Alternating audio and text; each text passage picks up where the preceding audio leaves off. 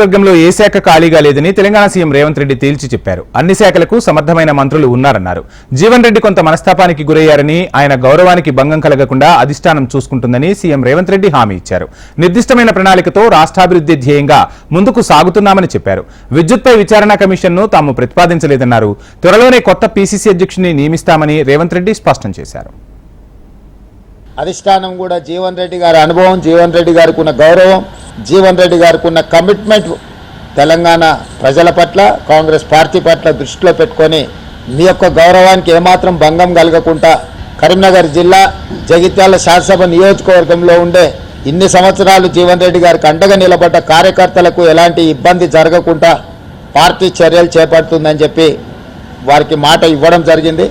Party high command ఆదేశాల మేరకు ముఖ్యమంత్రిగా, కాంగ్రెస్ పార్టీ అధ్యక్షుడిగా ఆ ఆదేశాలను అమలు చేసి జీవన్ రెడ్డి గారి యొక్క గౌరవాన్ని కాపాడి ఆ ప్రాంత కాంగ్రెస్ పార్టీ కార్యకర్తలను ఆదుకోవడానికి పార్టీ ఆదేశించింది. మేము నిర్ణయించుకున్నాం.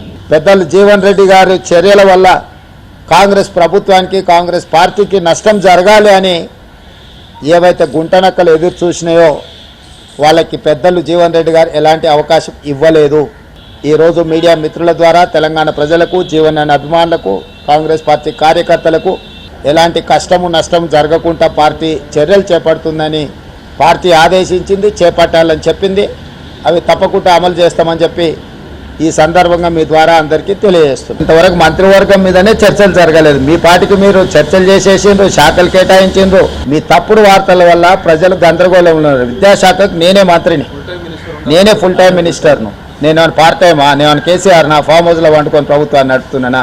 నేను ఇక్కడికి వచ్చిన 4 రోజుల నుంచి ఎన్ని శాఖల మంత్రులను కలిసినా ఏ శాఖ ఖాళీ లేదు. అన్ని శాఖలకు మంత్రులు ఉన్నారు, అన్ని శాఖలకు సమర్థమైన మంత్రులు ఉన్నారు. సమర్థవంతంగా నిర్ణయాలు తీసుకుంటున్నాం. ఏ కార్యాచరణ కూడా వాయిదా పడలేదు. ఈరోజు మీరు ఆంధ్రప్రదేశ్తో పోలుస్తారా, కర్ణాటకతో పోలుస్తారా, ఇంకా ఏ రాష్ట్రంతో పోలుస్తారో? మన రాష్ట్రంలో నిర్వహిస్తున్న శాఖలు, ఇతర రాష్ట్రాలలో నిర్వహిస్తున్న శాఖలు, మంత్రులను పోల్చి చూసి అప్పుడు మీరు చెప్పండి, ఎస్ ఈ రాష్ట్రంలో మీకంటే ముందున్నారు, మీకంటే బాగా వ్యవహరిస్తున్నారు. మేము ఢిల్లీకి వచ్చి మేము సంప్రదించినంత కేంద్ర మంత్రులను ఏదైనా రాష్ట్రం నుంచి, ఇంక్లూడింగ్ బీజేపీ గవర్నమెంట్స్ ఉన్న ముఖ్యమంత్రులు కానీ మంత్రులు కానీ ఎవరైనా వచ్చిందా? 100 ఎలుకలు తిన్న పిల్ల అంటే తీర్థయాత్రలు పోయిందంట. దీనికి ఎవరా ఇట్లాంటి పునాదులు వేసింది? ఎవరు? 61 మంది ఎమ్మెల్యేలను, ఎమ్మెల్సీలను, ఎంపీలను తీసుకున్నాడు. ఫస్ట్ తెలంగాణ అమరవీరుల స్థూపం దగ్గరకు వచ్చి ముక్కు 3 ఇంచులు అరిగేటట్టు నేలకు రాయాలి, అమరవీరుల స్థూపం ముందర చేసిన తప్పులకు క్షమించమని. రెండవది, మా ప్రభుత్వం వచ్చిన నెల జరగకముందే ప్రభుత్వం పడిపోతుంది, 100 రోజులు కూడా ప్రభుత్వం మనుగడ సాగించదని చెప్పి కేసీఆర్, కేటీఆర్, హరీష్ కదా అన్నది. దానికి వంతపాడింది బీజేపీ కదా. ప్రజలు ఎన్నుకున్న ప్రభుత్వం 65 మంది ఎమ్మెల్యేలను గెలిపిస్తే మెజారిటీతో ఉన్న ప్రభుత్వాన్ని 3 నెలల్లో పడగొట్టమని బీజేపీ, బీఆర్ఎస్ రోడ్ల మీద రంకెలేస్తుంటే మరి గాలికి వదిలేయాలన్నా? వాళ్ళు ఎటు చేస్తే అట్లా?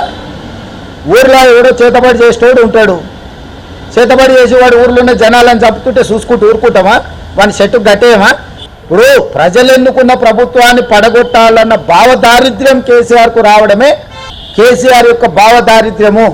17 సీట్లు ఓడిపోయి 8 సీట్లలో డిపాజిట్లు పోయి 14 సీట్లలో 3rd ప్లేస్ వచ్చినాక కూడా కేసీఆర్కు కనివిప్పు కలగలేదు.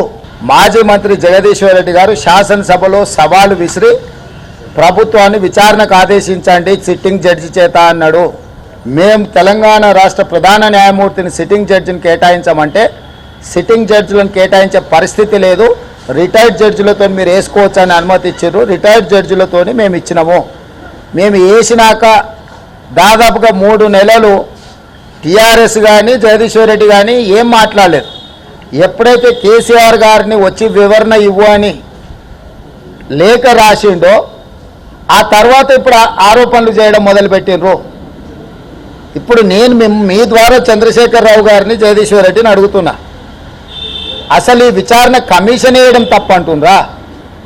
విచారణ కమిషన్కు వచ్చి చంద్రశేఖరరావు గారిని వివరించడం అని అడిగినందుకు తప్పుపడుతుండ్రా? లేకపోతే జస్టిస్ నరసింహారెడ్డి గారు దీనికి బాధ్యత వహిస్తున్నారు అనే దాన్ని తప్పుపడుతుండ్రా?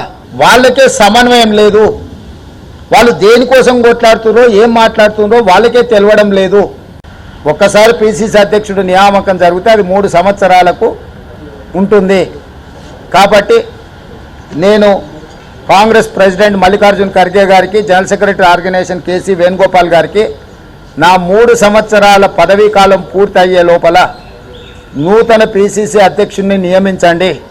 నా హయాంలో శాసనసభ ఎన్నికలు, నా హయాంలో పార్లమెంట్ ఎన్నికలు రెండింటిని నిర్వహించిన, వీలైనంత మేరకు అందరూ సహకరించిండ్రు, సరైన ఫలితాలనే ఇచ్చినామని మేము భావిస్తున్నాం. నాకు ఈ బాధ్యత నుంచి తప్పించి సమర్థవంతమైన వాళ్లకు సామాజిక న్యాయంతో పాటు కొత్త పిసిసి అధ్యక్షుని నియమించండి అని చెప్పి నేను ఆల్రెడీ అధిష్టానానికి విజ్ఞప్తి చేసిన. అధిష్టానం నిర్ణయం తీసుకోవాల్సింది.